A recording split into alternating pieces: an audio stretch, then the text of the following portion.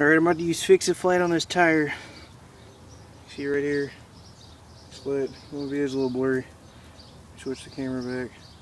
I can't, so you gotta bear with me, but I'm about to try this.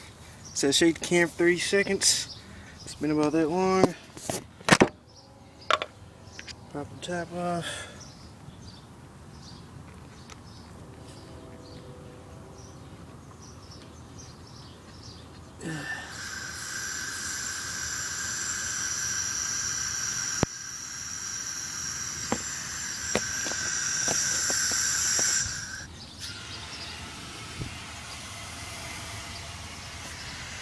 Alright, there's like some liquid coming out.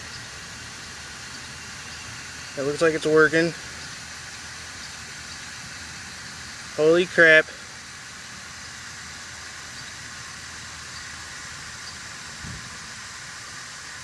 Holy crap. Do we see this?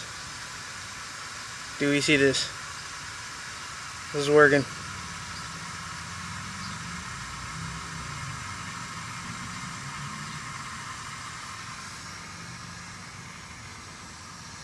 I don't know if you can see it, but the tire definitely did get pressure in it. Alright, slowing down.